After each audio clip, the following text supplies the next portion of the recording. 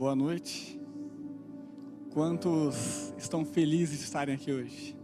Uau! É muito bom estar aqui, né? A gente sabe que o Espírito Santo de Deus, ele está nesse lugar. Então, isso é muito importante. É muito importante a gente parar para pensar o grau que isso vem impactar a nossa vida. Qual é o grau disso na nossa vida, né? Eu preciso arrumar minhas coisas aqui, gente, com licença. Mas é isso, né?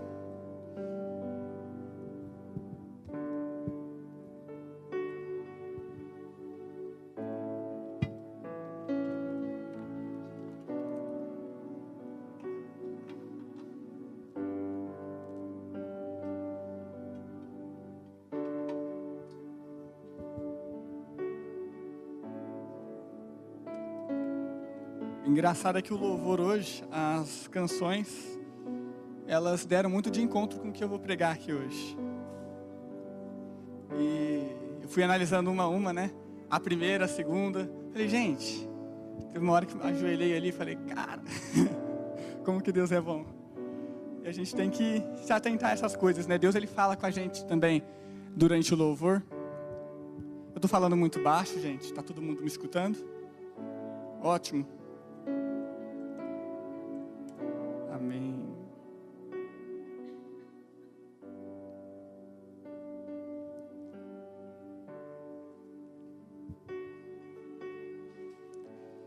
Eu gostaria que todos abrissem a Bíblia comigo em Marcos 5.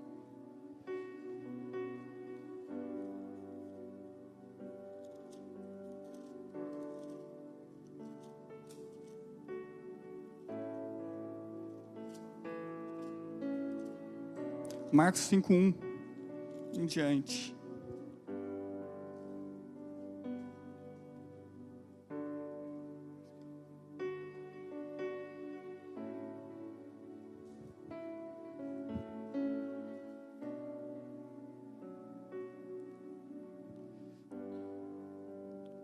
Pai, fala conosco, Deus. Fala aos nossos corações, ó Pai, nessa noite, Deus. Toque em nossas vidas, Pai. Pai, nós queremos ouvir a sua voz, ó Pai. Sabemos que estás aqui, Deus.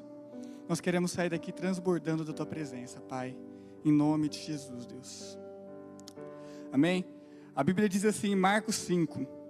E chegaram a outra margem do mar, a província dos Gadarenos. E saindo ele do barco, lhe saiu logo ao seu encontro dos sepulcros um homem com espírito imundo, que tinha sua morada nos sepulcros, e nem ainda com cadeias o podiam alguém prender. Porque, tendo sido muitas vezes preso com grilhões e cadeias, as cadeias foram por ele feitas em pedaços, e os grilhões em migalhas, e ninguém o podia amansar. E andava sempre de dia e de noite, clamando pelos montes e pelos sepulcros, e ferindo-se com pedras. Em outras versões, gritando pelos sepulcros. E quando viu Jesus ao longe, correu e adorou-o. E clamando com grande voz disse: o que tenho eu contigo, Jesus, Filho de Deus Altíssimo? Conjuro-te por Deus que não me atormentes. Bom, tá bom por aqui, gente. A Bíblia, ela fala da história aqui de um homem da região dos Gadarenos. E esse homem, segundo a descrição da Bíblia, ele era um homem aguerrido, né? Era difícil segurar ele, porque tentavam prender ele com correntes, tentavam prender ele com grilhões, e nada conseguia prender ele. E até fala aqui assim, ó, no versículo, vamos ver, aqui, ó, pois muitas vezes lhe haviam sido acorrentados pés e mãos, mas ele arrebentara as correntes e quebrara os ferros de seus pés. Ninguém era suficientemente forte para dominá-lo. Então, quando eu vejo um homem que as correntes não prendem, que os grilhões não prendem, as cadeias não prendem, e ninguém é suficientemente forte para dominá-lo, aos olhos naturais eu vejo um homem livre. Então, aos olhos físicos ele era um homem livre, livre entre os homens. Ninguém tinha capacidade de prender ele. E ao mesmo tempo que ele era livre entre os homens, no mundo espiritual, ele estava mais preso do que os nossos políticos hoje. Ele estava muito preso. No mundo espiritual tinham demônios agindo na vida dele. Tinham espíritos imundos agindo na vida dele. E isso me faz refletir, sabe? Me faz refletir com a geração que a gente vive. Porque a gente vive um tempo onde as pessoas, elas se dizem felizes, elas se dizem contentes. Ah, eu estou bem de vida, porque a minha vida está uma maravilha. E eu sou uma pessoa livre, eu faço o que eu quero, eu faço o que eu bem entendo. Mas muitas vezes a pessoa está passando por muitos problemas. E isso está dentro dela. E muitas vezes ela está presa a muitas coisas. E isso está dentro dela. Mas a gente vê o exterior, né? A gente vê as aparências. E a gente não sabe muitas vezes o que a pessoa está passando. Muitas vezes nós estamos passando por dificuldades. Mas o que a gente externa é um sorriso, é uma alegria. E ninguém sabe. Então, isso me fez refletir. Um homem que para o mundo, ele era livre, nada prendia. Mas espiritualmente falando, ele estava muito preso. Ele estava muito acorrentado. A Bíblia fala que ele cheirava, ele vivia nos sepulcros. Então a essência dele era uma essência de morte. Era alguém que estava caminhando para a morte. Você tem noção do que é isso? Então, eu comecei a pensar a respeito disso, né? Como a gente tem deixado muitas vezes o inimigo fazer das pessoas, fazer da nossa sociedade um quintal, fazer o que ele quer, né? A Bíblia fala assim, em João 5, 1 João 5,19, que o mundo já é o maligno, né? Ou seja, o sistema desse mundo ele já é o maligno. Então existe um sistema nesse mundo.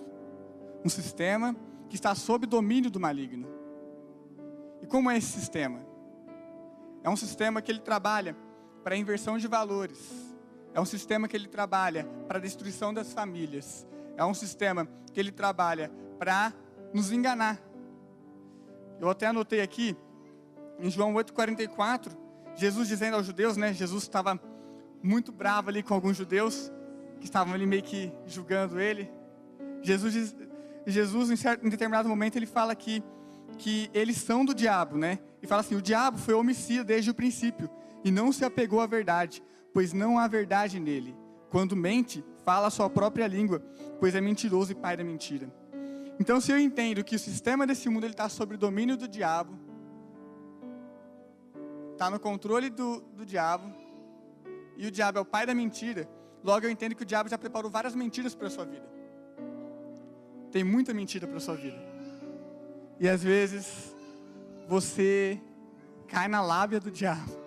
Você passa a acreditar em algumas mentiras. Às vezes você deixa o inimigo entrar na tua mente. E nós temos que tomar cuidado com isso. Nós somos uma igreja.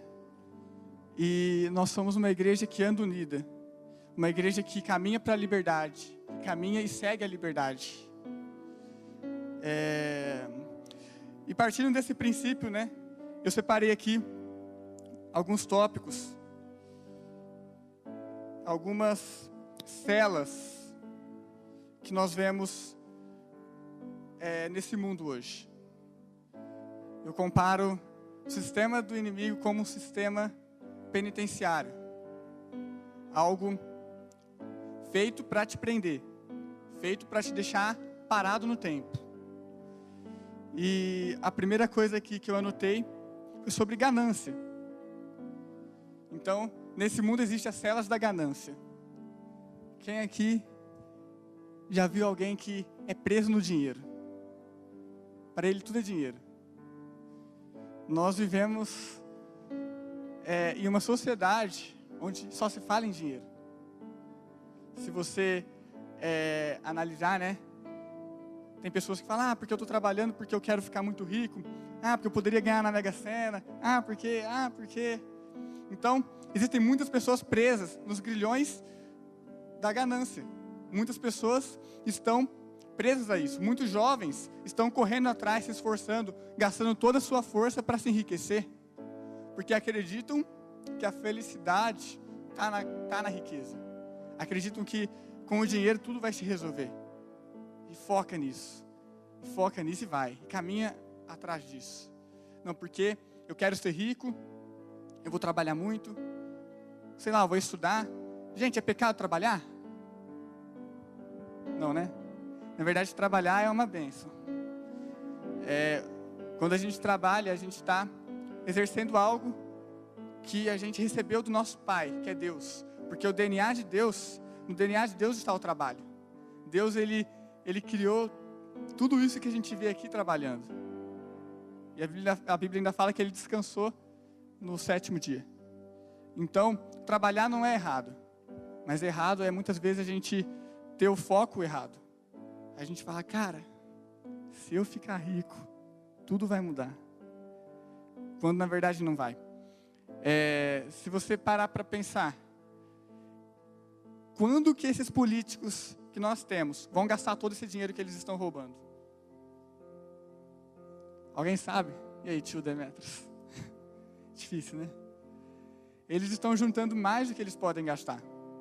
Eles estão roubando mais do que eles podem gastar. Mas é algo assim, a ganância é algo que cresce na mente da pessoa, e a pessoa começa a perder a noção do que ela está fazendo. Ela já não sabe nem se ela vai precisar daquilo, mas está guardando. Ela começa a acreditar que aquele é o Deus dela, e realmente é o Deus dela. Porque a pessoa se prende àquilo, sabe, de tal forma, que a pessoa só quer mais, e quer mais, e quer mais. Ela quer se sentir poderosa, ela quer brincar de Deus. Quer ter o domínio sobre as coisas. Poder mandar, poder ter o controle. Mas nós sabemos que não é assim. Talvez você fique com raiva, sabe? Você está olhando lá, Jornal Nacional, aí está falando que, sei lá, está falando da Dilma, está falando do Aécio Neves. Aí você olha e fala, pilantra, sem vergonha. Mas sinceramente eu fico com dó. Eu fico com dó porque o dinheiro que foi feito para nos servir está escravizando eles. O dinheiro que foi feito para nos servir está escravizando muita gente. Muitas pessoas estão presas ao dinheiro. Mas nós não vivemos nesse sistema, né? Então, nós temos que ter em mente que o amor ao dinheiro, ele nos leva a fazer coisas erradas. O amor ao dinheiro é a raiz de todos os males, como a Bíblia diz. Eu separei aqui a segunda cela que eu vejo nesse sistema penitenciário, nesse sistema do inimigo. É a cela da vaidade. Quantas pessoas não estão presas à vaidade, né? As pessoas, mas eu não falo assim, apenas a pessoa assim, gostar de se cuidar, não acho errado. Normal, a gente tem que se cuidar mesmo, arrumar o cabelo, sei lá. Mas eu falo em outro sentido. O sentido das pessoas, elas olharem para elas o tempo inteiro e se esquecerem das pessoas que estão à volta delas. Elas olharem para elas com um coração voltado somente para elas, como se elas fossem o Deus delas mesmas. E eu vejo nesse sistema vários espelhos, né? E a pessoa fica o tempo inteiro olhando para aqueles espelhos. E fica se auto-adorando. Tem muita gente que abandona Deus por conta da vaidade. Tem pessoas que começam a fazer sucesso, né? Aí abandona Deus, fala, eu sou bom, agora eu tenho fama. Aí se olha naquele espelho da vaidade. E a pessoa, ela vai abandonar Deus pelo sucesso, pela fama, pelo glamour. E a pessoa vai abandonar Deus. Mas a grande maioria não abandona Deus por conta do sucesso e por conta da fama. Nesse sistema da vaidade. A grande maioria abandona Deus por coisas pequenas. Às vezes, por um pouquinho de popularidade, por um pouquinho de fama aqui na cidade, dentro da cidade. Agora eu tô meio famosinho aqui. Por um pouquinho de paquera. Tudo é um pouquinho, sabe? Por um pouquinho de ilusão, a pessoa começa a achar que ela está abafando. Abandona Deus. Porque ela acha que ela é algo talvez mais belo que Deus. Ela se esquece de que nosso Deus é belo. Ela começa a se esquecer da face de Deus. E ela começa a viver em função dela. A viver em função dela. E a gente tem que tomar cuidado com isso. Com os elogios. Às vezes a gente faz algo e começa com algo com uma intenção boa, né? Às vezes você começou um projeto para Deus. Algo que nasceu do coração de Deus. E você fala, cara, é isso que eu quero viver. É o propósito que Deus tem para a minha vida. E você começa a viver aquilo, viver aquilo, viver aquilo. E uma hora as pessoas começam a reconhecer o trabalho que Deus está fazendo na sua vida. Aí começam os elogios. Ah, mas olha aí o que você fez. Nossa, mas que maravilha. Aí a pessoa começa a se esquecer de quem fez. Nossa, eu fiz, hein? Meu Deus, que bonito que eu fiz. A pessoa começa a se confundir. Isso é vaidade. As pessoas começam a entrar nesse sistema e começam a se prender na vaidade. Mas uma hora tudo isso acaba. Uma hora os elogios vão passar. Uma hora a beleza vai passar. Não, falando em beleza, tem gente que abandona Deus. Até porque tá mais bonitinho mesmo também. Tá indo na academia, todo fortinho e tal. Aí esquece de Deus. Aí fala, ó, tá. Começa a se olhar assim.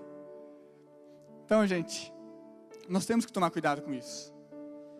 Dentro da igreja existe muito isso. Muitas igrejas, as pessoas, elas brigam por conta de cargo, por conta de ministério. Elas brigam por conta de quem vai cantar, quem vai tocar. O Davi, que bonitinho lá. Mas você vê se ele vai sair contando vantagem, porque ele está ali. Então, a gente tem que tomar cuidado com isso. O que eu faço é para Deus e é através de Deus.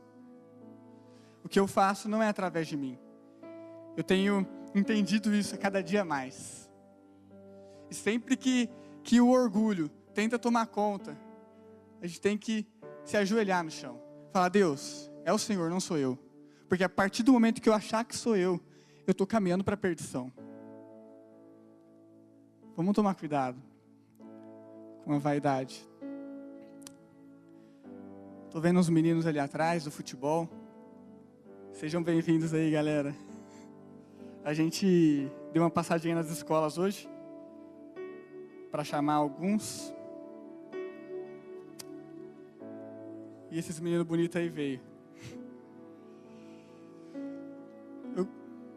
Obrigado, hein?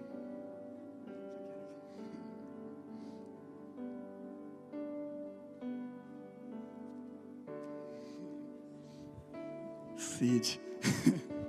Gente, a terceira cela aqui que eu anotei, da inteligência humana. Quantos aqui falam assim, nossa, eu sou inteligente, velho? Bom, por que eu anotei essa cela da inteligência humana? É pecado ser inteligente? Não, não é pecado, né? Mas existe pessoas, muitas pessoas presas nos grilhões da inteligência humana. Muitas pessoas que estão presas a isso. E elas começam a achar que elas são mais inteligentes do que Deus. Tem pessoas presas às filosofias deste mundo. Ah, mas porque Platão disse isso e Jesus está dizendo o contrário? Escuta. Bem antes de Platão nascer, Jesus já era o grande eu sou. Então, muita gente tem se perdido nesse aspecto. Tem se achado inteligente demais para buscar a Deus. Mas olha o que a Bíblia diz a respeito da sabedoria deste mundo, né?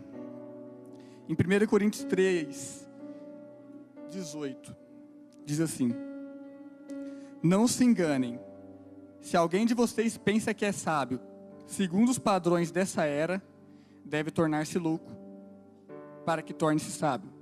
Porque a sabedoria desse mundo é loucura aos olhos de Deus, Pois está escrito, ele apanha os sábios na astúcia deles. E também o Senhor conhece os pensamentos dos sábios e sabe que são fúteis. Então, aqui já deu para entender mais ou menos, né? A Bíblia está dizendo que quem quer ser sábio realmente, segundo os padrões de Deus, tem que ser louco para esse mundo. E eu quero ser muito louco para esse mundo. Eu quero fazer muitas coisas que as pessoas vão falar, cara, você é louco, eu sou louco. Porque isso é a sabedoria de Deus. É aí que está a sabedoria de Deus. E muitas pessoas acham que a sabedoria é essas balelas que estão dizendo por aí. Porque muita gente tem muito discurso, muita gente tem muito conhecimento. Eu acho que nós vivemos uma geração que tem muito conhecimento. Criança de 4, 5 anos já está sabendo muita coisa. Uma geração que o conhecimento ele vem muito rápido, sabe? Todo mundo sabe de tudo. Todo mundo conhece de tudo. Você vai falar, já sei, tá bom, tá bem. Fica com Deus aí. Então, as pessoas elas sabem de tudo hoje. Tudo elas sabem. Tá? Então é uma geração de pessoas que estão se tornando prepotentes. Pessoas que acham que sabem demais. Mas não passa de teoria. Porque as atitudes, como a Bíblia diz, são atitudes fúteis. Deus ele conhece o coração daqueles que são sábios neste mundo. É engraçado que eu assisti um filme, né? Faz um tempo e eu assisti há umas 2 semanas atrás de novo. Se alguém quiser saber, depois eu conto lá no final do culto. Mas o filme, ele trata-se de um sistema idiocrático, né? É um sistema onde as pessoas começam a ficarem cada vez mais burros. Mas o filme parece muito com a realidade que a gente tem hoje. E eu acho legal que no começo do filme fala assim que não era por ausência de pessoas inteligentes, mas é porque as pessoas inteligentes estavam preocupadas com coisas tolas. Estavam preocupadas em resolver coisas pequenas. E trazendo para a nossa realidade a verdade. Muita gente inteligente aí, ó. Chego lá na faculdade, sabe? Tanta gente que chegou até a faculdade porque era uma pessoa estudiosa, era uma pessoa inteligente. Aí, na Unip é assim, é festa toda hora, sabe? Eles fecham as ruas lá e começam a fazer cervejada, começam a fazer bagunça e some aluno da sala, some. Então, eu não queria te preocupar não, mas talvez o teu futuro advogado, ele foi uma pessoa que ficou, espero que não, né? Mas foi uma pessoa que bebeu e fez bagunça durante todo o curso que ele fez. Talvez o teu futuro médico, ele pitava lá na faculdade. Sabe por quê? Porque é isso que a gente vê lá na faculdade. Muita gente inteligente gastando a sua inteligência com bobeira, gastando a sua inteligência com coisas fúteis, acabando com a sua vida, sabe?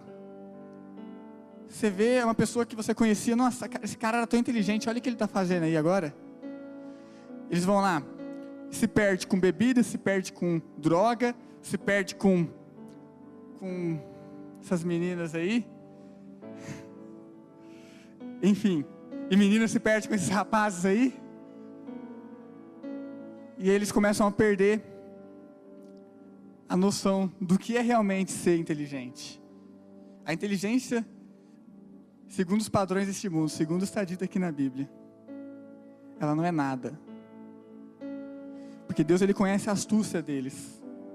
Deus conhece como eles estão dispersando isso. Ao invés de pegar aquela inteligência e falar, Deus, eu entrego a Ti, faz de mim a Sua vontade.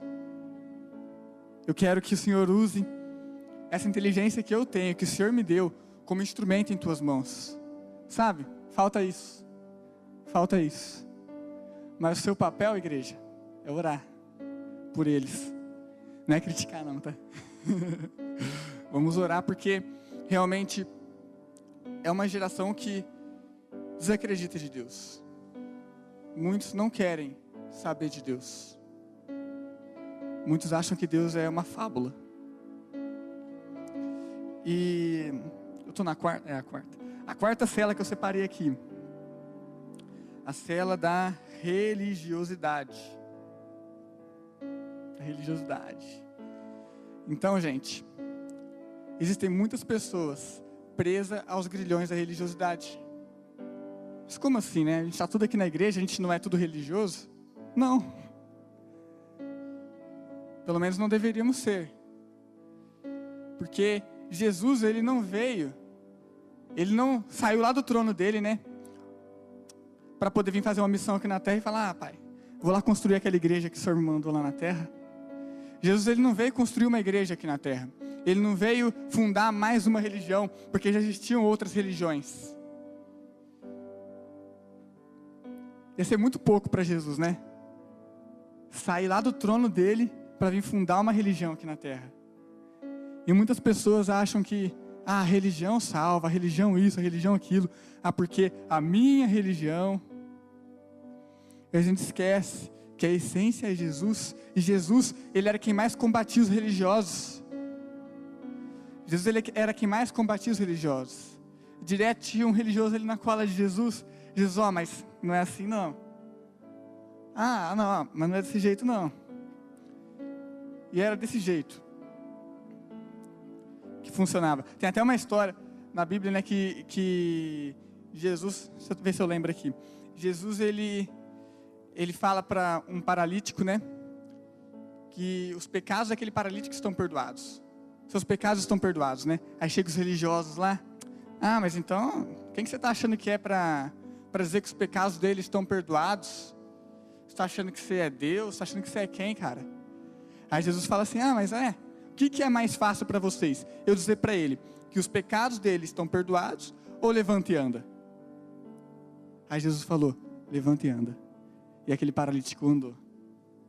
Então Jesus, ele combatia os religiosos. E muitas vezes nós nos deixamos levar pela religiosidade.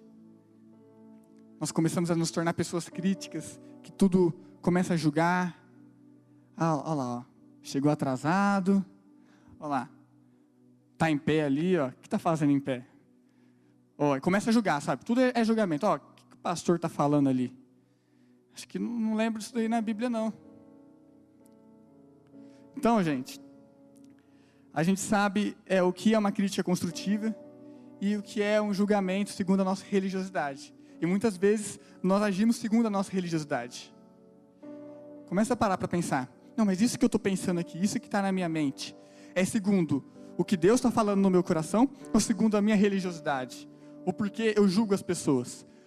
Quando a gente foi para Mairink, lá em São Paulo, você foi, né, Dé? Foi o Dé também, um pessoal aqui. A gente foi para Mairink, né, na chácara do Bispo Zezinho, e depois a gente fez uns evangelismos, né, lá no meio das chácaras lá, né, foi entrando em cada chácara e orando pelas pessoas. Eu lembro que a gente entrou numa casa, né, onde tinha uma moça cristã evangélica, né, e a gente chegou, orou com eles lá e tal. Aí a gente perguntou assim, olha, a gente passou num outro local ali, e o cara, ele estava meio estranho, né? Ele chegou e falou que estava alguma sessão, parecia algo espírita, assim, não lembro o que era. Aí eu perguntei, o que era aquilo? Quem que é esse cara, né? Vizinho de vocês aí? Aí ela falou assim, eles é da Umbanda, misericórdia, tem que passar longe desse povo. Falou assim, sabe? Eu falei, não, gente, eu não estou escutando isso. Mas muita gente pensa assim. Muita gente está dentro da igreja e está pensando, nossa, tem que passar longe daquele povo, longe desse, longe daquele. Se esquece que Jesus, ele andava com as prostitutas, Jesus, ele andava com quem necessitava, com quem a sociedade excluía. Jesus, ele se aproximava dos leprosos. A gente se esquece dessas coisas. A gente se esquece que Jesus, ele se aproximava de quem era pecador. E a gente começa a julgar. Chega lá naquele teu amigo macumbeiro, leva um bolo de presente para ele. Vai lá, dá um abraço nele. A gente tem que aprender a expressar o amor de Jesus, independente de com quem seja. Eu já vi muita gente falar, mas católico, falando mal de católico, sabe? Não, sabe? Tem muito católico que é mais crente que crente. Eu tenho aprendido isso, né? De uns anos para cá. Então, a gente tem que parar de julgar. Deixar a nossa religiosidade de lado. Em João 3,17, né? Diz assim: pois Deus enviou o seu Filho ao mundo, não para condenar o mundo, mas para que este fosse salvo por meio dele. Então, se Jesus, que é Jesus, ele veio ao mundo não para condenar o mundo, por que a gente está condenando? Por que a gente está condenando? Por que a gente está se fechando? Por que a gente acha que a gente é um grupo fechado? A gente se fecha na nossa panelinha ali. Por que será? Que a gente se esquece de expressar o amor de Deus. Talvez por um preconceito, por uma barreira. Eu não sei. Eu sei que se eu estiver agindo assim é porque eu estou preso na religiosidade. E eu não quero viver dessa forma. Nós não devemos viver dessa forma. A quinta cela que eu marquei aqui é do rancor. Rancor, ódio. Quantas pessoas não estão presas nisso? Quantas pessoas não foram magoadas, não foram machucadas por alguma situação, por alguma pessoa? Talvez foi machucada por uma palavra que escutou do patrão, do pai, da mãe. Quantas pessoas foram maltratadas? Quantas pessoas sofreram com alguma coisa? E começaram a guardar um rancor, guardar um ódio, guardar uma mágoa no coração. Gente, isso é prisão. Isso é prisão. Se o Reginaldo me fizer um mal, se o Reginaldo chegar aqui agora, eu estou aqui, ó. Reginaldo vem, correndo, me dá um soco na cara. Eu vou sentir um pouco de dor assim, ficar com muito ódio dele. Pode ser que eu dê outro. Mas se eu conseguir manter minha mansidão ali, não der outro, eu vou chegar em Deus e falar: Deus, me ajuda a perdoar o Reginaldo. E eu vou lá: Reginaldo, eu te perdoo. Mas imagine se eu fizer ao contrário. Reginaldo me dá um soco, do jeito que eu falei, não vou fazer de novo. E eu fico muito magoado com ele. Aí eu não peço, eu não desculpo ele, sabe? Eu não perdoo ele. E chega amanhã e começa a lembrar disso de novo. Nossa, ontem o Reginaldo me deu um soco na cara. Eu estou sofrendo tanto com isso. Aí chega no outro dia, eu lembro de novo, quanta raiva do Reginaldo. Por que ele foi fazer isso? Me humilhou na frente de todo mundo. Aí chega no outro, eu faço a mesma coisa. Chega no outro, eu faço a mesma coisa. Ou seja, quem fica guardando rancor, quem não perdoa, revive os momentos ruins todos os dias. Revive os momentos ruins todos os dias. Se você estiver guardando o rancor de alguém, pode ter certeza que você está revivendo esse momento ruim e cada dia piora, porque é como se tivesse acontecido novamente. Isso começa a virar uma bola de neve dentro de você. Isso começa a crescer dentro de você. E você começa a se tornar uma pessoa rancorosa, uma pessoa que só sabe reclamar. Reclama do que dá errado, mas não agradece pelo que dá certo.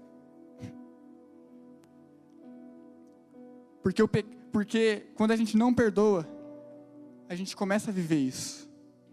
E quantas pessoas não estão doentes, não estão adoecendo por conta da falta de perdão?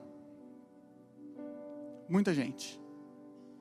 Existem pessoas, e muitas pessoas, que estão contraindo doenças porque não perdoam. Porque elas guardam ódio, guardam rancor no coração. E eu não quero ser uma dessas pessoas. Tenho certeza que você não quer ser uma dessas pessoas. Nós precisamos liberar perdão. Nós precisamos chegar naquela pessoa, nós precisamos pedir ajuda para Deus, mas não dá para ficar guardando isso. Eu não estou falando isso pela pessoa que te fez o mal, eu estou falando isso por você. Eu estou falando isso por você. Porque só te faz mal isso. Então, é importante perdoar. Pedro, quando pergunta para Jesus: quantas vezes eu devo perdoar, Jesus? 7 vezes eu devo perdoar o meu irmão que pecou contra mim? Jesus então diz assim: eu não digo 7, mas eu digo 70 vezes 7. Eu não fiz as contas, mas é muito perdão aí. Na verdade, Jesus ele estava querendo dizer o quê? Que o perdão ele é infinito. Meu tio aqui pode pegar quantas vezes ele conseguir contra mim. E se eu buscar em Deus, eu vou conseguir perdoar ele quantas vezes for possível. E todas as vezes são possíveis, né? Mas, então, vamos tomar cuidado com isso. Jesus, ele nos perdoou dos nossos pecados. Jesus, ele nos perdoou dos nossos falhas. E às vezes a gente está guardando rancor. E às vezes a gente está segurando aquilo. Isso é prisão. Isso é prisão. Então, que a gente se afaste disso. A gente não pode aceitar viver assim, que a gente está se prejudicando. Outro tipo de cela que tem aprisionado essa geração é a cela do medo. Quantos aqui tem medo de alguma coisa? Acho que todo mundo, né? Não é possível a gente não ter medo de nada. Às vezes, Túlio, assim, que é mais durão, assim, talvez ele não tenha medo de nada. Mas não, nós todos temos medo de alguma coisa. E muitas vezes, o medo, ele se torna algo que nos aprisiona. Por quê? Porque muitas vezes a gente olha para aquilo, a gente quer vencer aquilo, mas a gente trava, a gente para e fica ali, e não sai dali, a gente se esconde. Tem pessoas, conheço pessoas que têm medo de quase tudo, sabe? Isso me preocupa um pouco. Tem uma pessoa que eu conheço que, ela não é daquela igreja não, mas ela tem medo de morrer, ela tem medo de ficar doente, ela tem medo de não dar certo a festa que ela vai fazer. Ela tem medo disso, tem medo daquilo, e eu fico preocupado com isso, sabe? Eu falo, não é assim. Então tem pessoas que têm medo de tudo. Tem pessoas que começam a ficar aprisionadas no medo. Eu vejo isso como algo que nos paralisa, sabe? Se a gente não ocultar a voz do medo, se a gente não deixar o nosso medo de lado, a gente fica paralisado no tempo. Você não vai viver o chamado que Deus trouxe para a sua vida se você ficar olhando para o seu medo. Jeremias, né, quando Deus ele chama Jeremias, mas Senhor, eu sou criança, eu sou pequeno, eu não sei falar direito. Mas Deus insiste com Jeremias e fala, não, Jeremias, você vai pregar, você vai profetizar, e você vai acabar com os planos do inimigo. Então Deus, ele lança uma palavra ali que encoraja Jeremias. Eu quero te dizer que se você falar com Deus a respeito dos seus medos, Deus, ele vai te livrar dos seus medos. Deus, ele vai te encorajar a viver os projetos de Deus para a sua vida. Pedro, ele andou sobre as águas. Uma pergunta aqui, quantos aqui andaram sobre as águas? Quantos aqui? Não, achei que ele tinha levantado a mão ali, mas também não. Eu acho que ninguém aqui andou sobre as águas, mas Pedro andou. Mas por que Pedro andou sobre as águas? Imagina, Pedro está aqui, na terra, lugar seguro, tudo tranquilo, sossegado. Mas Pedro, ele ousou. Você acha que Pedro não teve um pouquinho de medo? A Bíblia fala que Pedro, primeiro, ele teve medo na figura de Jesus lá, né? Aí Jesus, não, sou eu, Pedro. Então se é o Senhor mesmo, me manda ir aí. Mas eu tenho certeza que dentro de Pedro, no coração de Pedro, havia uma preocupação ali com o que ia acontecer, né? Mas Pedro, ele resolve ocultar a voz do medo, e ele pisa, e ele anda sobre as águas. E imagina Pedro na hora, né? Todo sanguíneo, todo elétrico. Eu imagino Pedro, na hora que ele começa a andar sobre as águas. Cara, eu estou andando sobre as águas, meu Deus, olha isso. Eu imagino Pedro, sabe, todo agitado, vivendo algo que ele nunca viveu, vivendo algo único. Algo único, porque ninguém aqui andou sobre as águas, mas Pedro andou. E eu quero te dizer que quando você oculta a voz do medo, quando você resolve olhar para Deus, quando você resolve dar um passo de ousadia, dar um passo de fé, você passa a viver coisas únicas na sua vida, que talvez ninguém vai viver, que é você e Deus, que é você e Cristo, porque você vai passar por isso ainda. Todos nós vamos passar por situações que a gente vai ter que dar um passo adiante. que a gente vai ter que crer em Deus e crer somente. E aí fica a sua escolha, né? Se você quiser viver aquela vida monótona, ficar ali no teu lugar, paradinho, você pode ficar. Agora, se você quiser pisar nas águas, andar sobre elas, eu tenho certeza que você não vai se arrepender. Vai viver coisas que você nunca imaginou viver. Vai viver coisas que Deus preparou para você, pensando em você, sabe? Deus, Ele conhece os detalhes da nossa vida.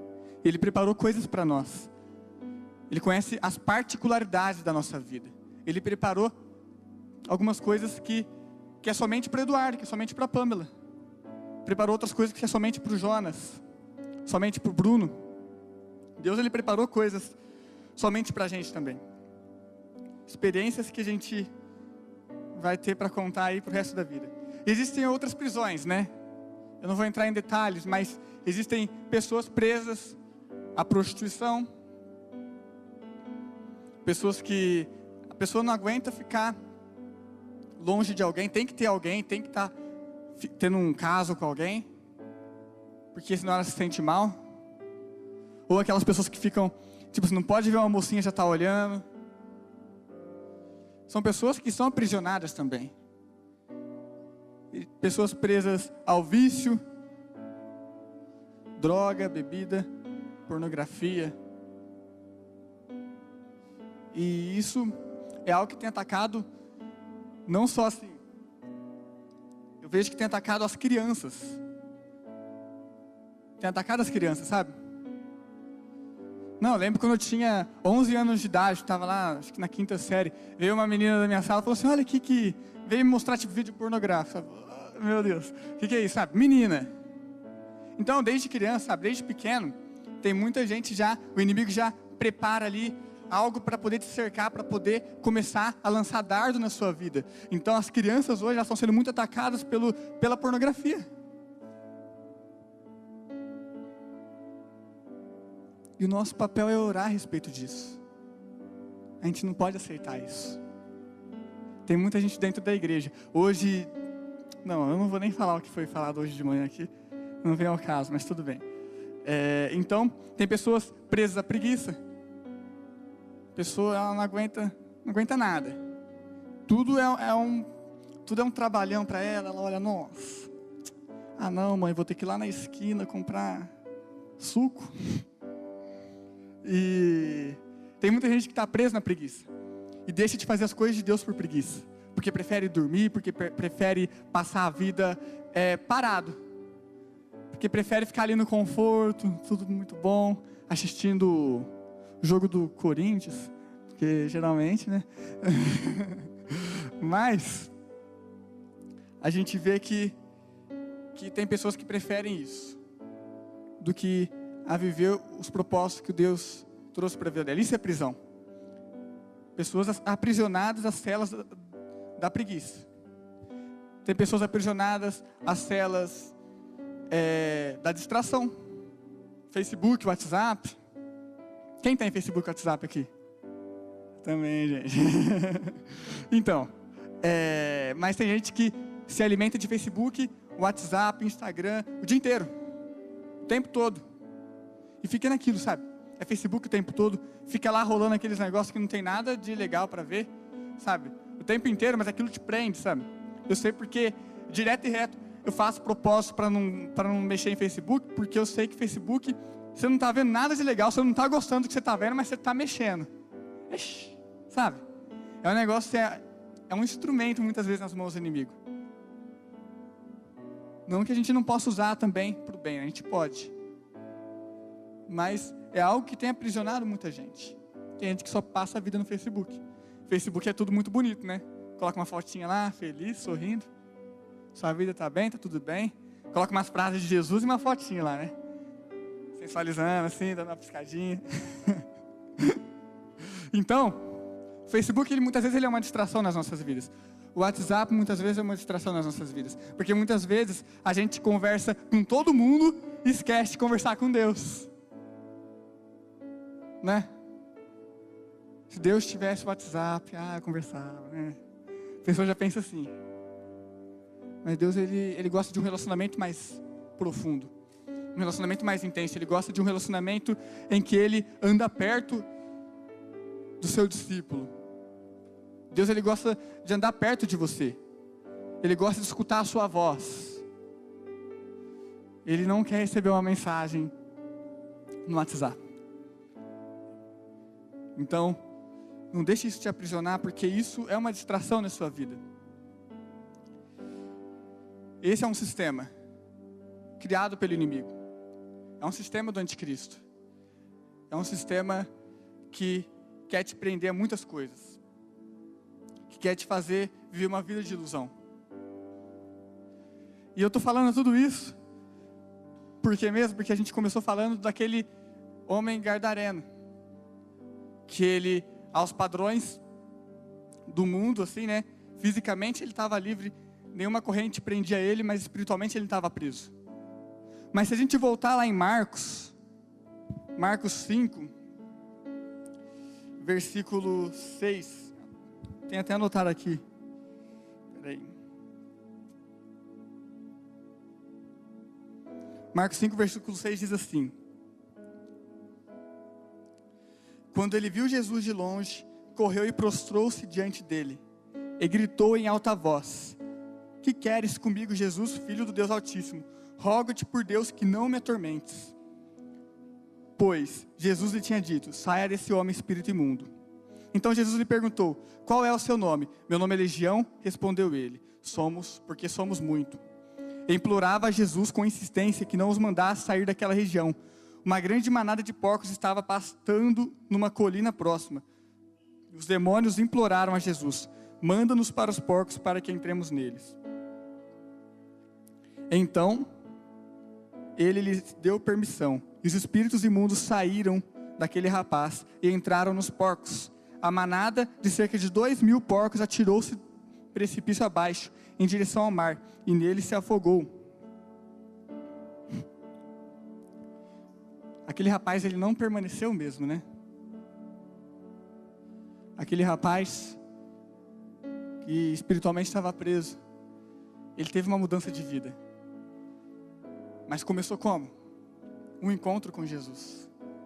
Ele teve um encontro com Jesus. Então ele se encontrou com Cristo. Aqueles demônios começaram a ficar perturbados ali, começaram a ficar agitados, porque eles sabiam que Cristo vinha e vinha para trazer a libertação. E eu quero dizer para você que Jesus, ele é o nosso libertador. Aquele rapaz, ele recebeu algo novo naquele dia. Todos os grilhões que prendiam ele estavam destruídos, estavam acabados, porque Jesus estava naquele lugar. Porque Jesus estava naquele lugar. Aquele rapaz tinha sido livre de uma vez por todas. Em João 8,36 diz assim: se pois o Filho vos libertar, verdadeiramente sereis livres.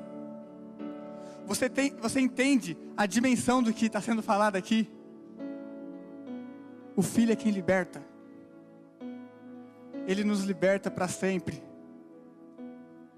Não há nada que pode nos prender quando a gente tem um encontro com Jesus. Não há nada. E talvez você está pensando aí, né? Cara, eu preciso ter um encontro com Jesus. Eu preciso ser liberto dessa área da minha vida que está acorrentada. Eu quero dizer uma coisa para você. O encontro que você quer ter com Jesus, ele não é projeto futuro, porque Jesus, ele está aqui nesse lugar. Aqui habita a liberdade. Jesus, ele é a liberdade. A Bíblia fala que Jesus é o caminho, a verdade e a vida. Fala: conhecereis a verdade vos libertará. Jesus, ele é a liberdade. Ele está aqui hoje. Todos nós precisamos de ter um encontro com Jesus todos os dias. Mas não perca a oportunidade de falar com Ele hoje. Não perca a oportunidade de entregar aquilo que estava te atormentando hoje nas mãos dEle. Porque Jesus está aqui. E eu tenho certeza que aquilo que estava te atormentando já está começando a se estremecer. Porque tudo aquilo que vinha te incomodando, tudo aquilo que não era de Deus na sua vida, começa a se assustar com os passos de Jesus. Olha para esse irmão aí que está do teu lado, esse lindão, essa lindona. E diz assim: você é livre. E Jesus está neste lugar. A liberdade habita aqui. Ou aqui habita a liberdade, como está no tema. Amém? Então, isso começa a ficar legal na vida desse rapaz. Vamos lá em Marcos 5 novamente. Nem precisa abrir se vocês quiserem. Marcos 5, 14.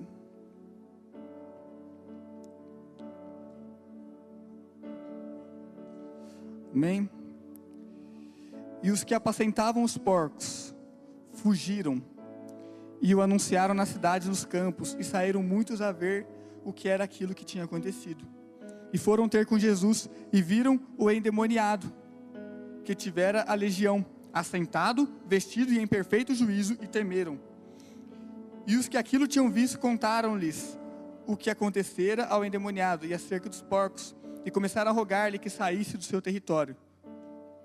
E entrando ele no barco, rogava-lhe o que fora endemoniado, que o deixasse estar com ele. Então, o pessoal ali que cuidava dos porcos, eles viram que os porcos morreram todos depois que Jesus expulsou o demônio daquele endemoniado. Falou: não, Jesus, a gente não te quer mais aqui, porque você está acabando aí com o nosso sustento, né? Os porcos todos morreram. Então, tchau, Jesus, vai embora.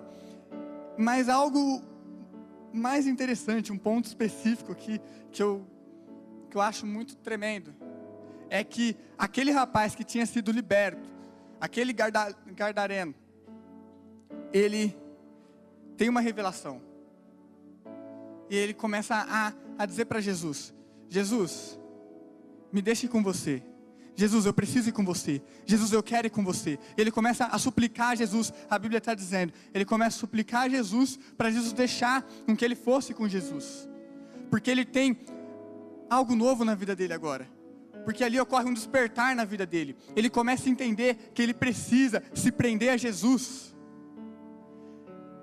É muito engraçado, porque falar de se prender a Jesus, né?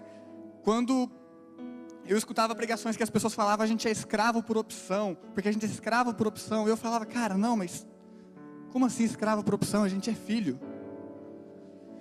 E lendo uma vez a Bíblia, orando, Deus me falou assim: quando Paulo fala que a gente é escravo por opção, é porque ele entendeu que ele é escravo por opção, porque ele entendeu que a verdadeira liberdade é quando a gente se prende a Cristo Jesus.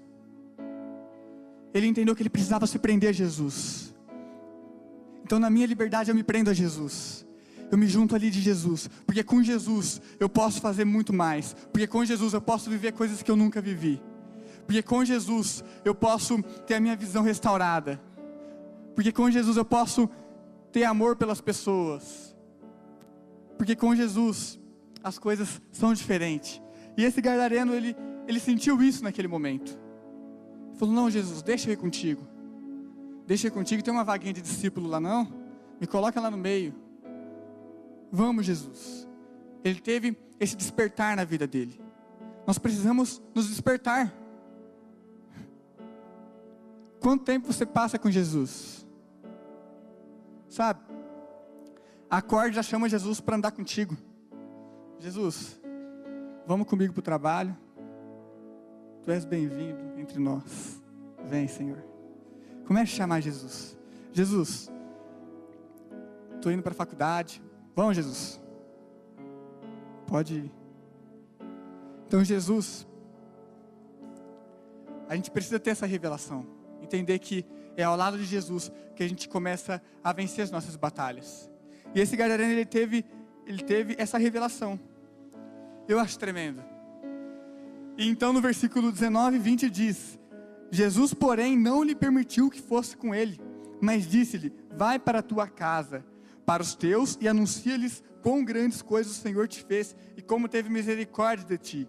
E ele foi e começou a anunciar em Decápolis quão grandes coisas Jesus lhe fizera, e todos se maravilharam. E agora a surpresa, né? Jesus olhou para ele e falou: ó, mas eu não quero que você venha comigo. Jesus não estava dizendo assim, ó, você não está ligado a mim. Não estava dizendo isso. Jesus estava dizendo assim, você está ligado a mim. Ocorreu um despertar na sua vida. Você está preso a mim. A partir de hoje você é uma pessoa diferente. Você está conectado ao meu coração. Só que o projeto que eu tenho para a sua vida não é que você venha comigo. Então Jesus falou, comece a anunciar. Comece a anunciar. Anuncia o que aconteceu na sua vida. Anuncia o que Deus te fez. Anuncia como você foi liberto. Anuncia para quem você puder anunciar. Anuncia para aquelas pessoas que são próximas de ti. Então Jesus, ele tinha um projeto para a vida dele. E muitas vezes a gente questiona Jesus, né? Nossa, mas o que eu queria não era nem tão... Era uma coisa boa, estava na boa intenção. E por que Deus não permitiu? Porque Cristo, ele sabe o que é melhor. Ele sabe... por qual motivo Ele nos fez. Ele sabe o propósito que Ele desenhou para as nossas vidas. Existe um propósito. E nós precisamos saber. Jesus, qual é o meu propósito, Jesus? Qual é o propósito da minha vida, Jesus? Você já perguntou isso para Deus? Você já perguntou isso para o Pai? E ele foi e começou a anunciar em Decápolis quão grandes coisas Jesus lhe fizera, e todos se maravilharam. Então, aquele rapaz, ele recebe aquela palavra de Cristo, vai e anuncia. E ele começou a anunciar mesmo. Então ele começou a anunciar, ele começou a levar a palavra. Creio que, se eu não me engano, talvez seja um dos primeiros missionários do Novo Testamento, que começou a anunciar Jesus, fora os discípulos ali, começou a anunciar Jesus, o que Jesus fizera. Acredito que tenha sido esse rapaz. Ocorreu um despertar na vida dele. E ele começou a anunciar. E muitas vezes, Deus está falando, anuncia. Anuncia o que eu te fiz, meu filho. E a gente está parado, sabe? Às vezes nem o nosso vizinho escutou de Deus ainda. Às vezes, ninguém sabe que a gente é cristão. Sabe por quê? Porque a gente não está anunciando. Porque a gente não está levando a palavra. Porque a gente não está levando o poder de Deus. Porque a gente está se esquecendo que Deus tem um propósito para as nossas vidas. E a gente só vai ser feliz realmente vivendo esse propósito. E a gente só vai se encontrar realmente vivendo esse propósito. Porque às vezes a gente prefere fazer algo que está mais no nosso interesse do que fazer a vontade de Deus. Ou porque às vezes a gente quer fazer algo que tem mais visibilidade. É melhor fazer isso aqui porque aí todo mundo está me vendo, né, e tal. Muitas vezes a gente é assim. Prefere fazer aquilo que todo mundo está vendo, sabe? E a história desse rapaz, ela acaba aqui, na Bíblia. A Bíblia, ela não conta mais detalhes. Fala que ele anunciou em Decápolis, quão grandes coisas Jesus lhe fizera. Imagina quantas coisas ele não anunciou. Quantas pessoas não foram alcançadas. Quantas pessoas não foram despertadas através da vida desse rapaz. Jesus, ele quer causar um despertar na sua vida. Aqui habita a liberdade, né? Aqui habita a liberdade. Aqui dentro de nós habita a liberdade. Então deixa Jesus te usar. Escuta a voz de Deus. Existem pessoas que estão precisando de ouvir a palavra de Deus. E hoje, Deus está falando para você, anuncia. Anuncia. A liberdade, ela já está em sua vida. Não há correntes que te prendam mais para não anunciar. Anuncia. Anuncia. Amém? Eu gostaria que todos ficassem de pé.